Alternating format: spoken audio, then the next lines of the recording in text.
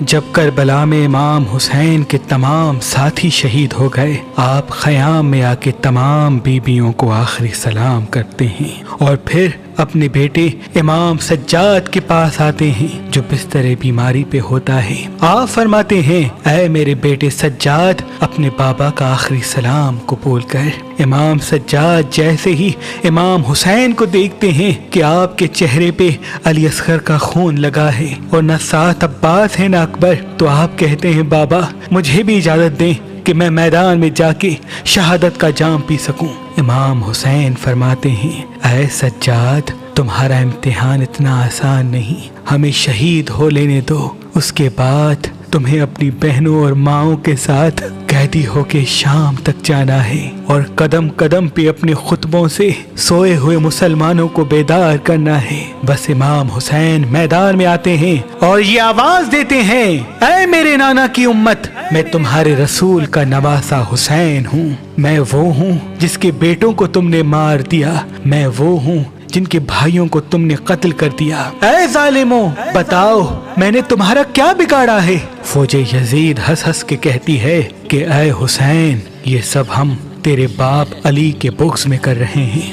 بس اتنے میں عمر بن سعد کہتا ہے، اب حسین کی بات نہ سنو، حملہ کرو۔ تاریخ نے لکھا، امام حسین پر حملہ کرنے کے لیے فوج یزید کے 700 بڑے بڑے بہادر سیدھی طرف سے اور 700 بہادر الٹی طرف سے امام حسین پہ حملہ کرتے ہیں۔ علی کا شیر ایک ہی وار سے ان سب کو فنار کر دیتا ہے۔ اس کے بعد 2000 کا لشکر امام حسین کے مد مقابل آتا ہے۔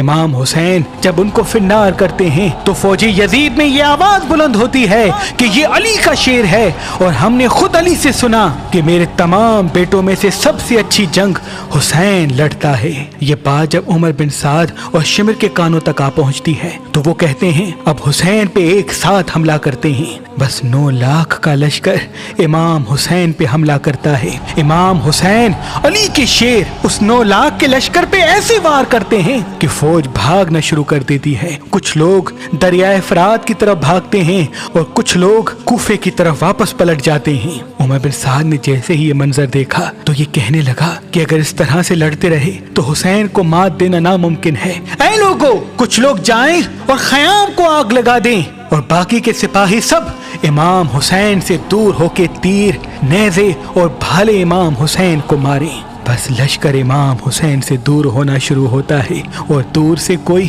امام حسین کو تیر مارتا ہے، کوئی نیزے مارتا ہے، کوئی تلوار پھینکتا ہے۔ جس کے پاس مارنے کے لیے کچھ نہیں ہوتا وہ کربلا کی زمین سے پتھر اٹھا کے امام حسین کی طرف پھینکتا ہے، اور وہاں کچھ ظالم خیام کو آگ لگا دیتے ہیں۔ بیبیوں کی آوازیں بلند ہوتی ہیں، نواسائے رسول کبھی خیام کی طرف جاتے ہیں، کبھی میدان کی طرف آتے ہیں۔ تاریخ نے لکھا، امام حسین کے جسم پر اتنے زخم لگنے لگے کہ آپ کا جسم نظر نہیں آتا، اتنی دیر میں آواز غیب آتی ہے، اے حسین، تیرا اللہ تجھ سے راضی ہو گیا۔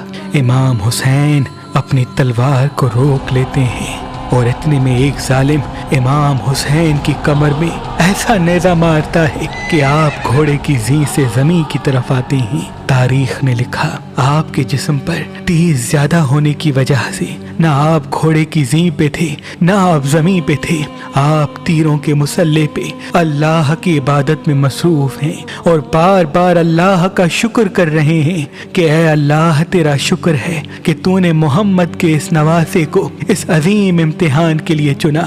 امام حسین جیسے ہی گھوڑے کی زین سے گرتے ہیں تو فوجی یزید میں ایک شور برپا ہو جاتا ہے کہ ہم نے حسین کو قتل کر دیا، لیکن وہ تیروں کی بارش رکتی نہیں، مسلسل تیر اور نیزے امام حسین کو فوج یزید مارتی رہتی ہے۔ اتنے میں وہ گھوڑا جس پہ آپ سواری کرتے تھے، جس کا نام مرتجز تھا، جو رسول اللہ کا گھوڑا تھا، وہ جب دیکھتا ہے کہ نواسائے رسول زمین پہ ہیں اور رسول اللہ کی امت ان کو تیر مار رہی ہے تو وہ گھوڑا امام حسین کا طواف کرنا شروع کر دیتا ہے تاکہ تیر اس گھوڑے کو لگ جائیں اور امام حسین کو تیروں سے بچا لے۔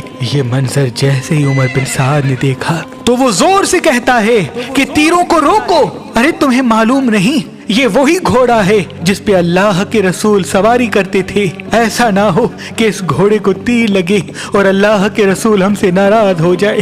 وہ گھوڑا اپنی زبان میں کہنا شروع کرتا ہے کہ اے لوگو، آج رسول اللہ کی سواری کا تو احترام کر رہے ہو، لیکن اس حسین کا احترام بھول گئے جن کو رسول اللہ اپنے کندھوں پہ سوار کر کے فرماتے تھے کہ یہ حسین مجھ سے ہے، میں اس حسین سے ہوں، اس حسین کا خون میرا خون ہے، اس حسین کا جسم میرا جسم ہے.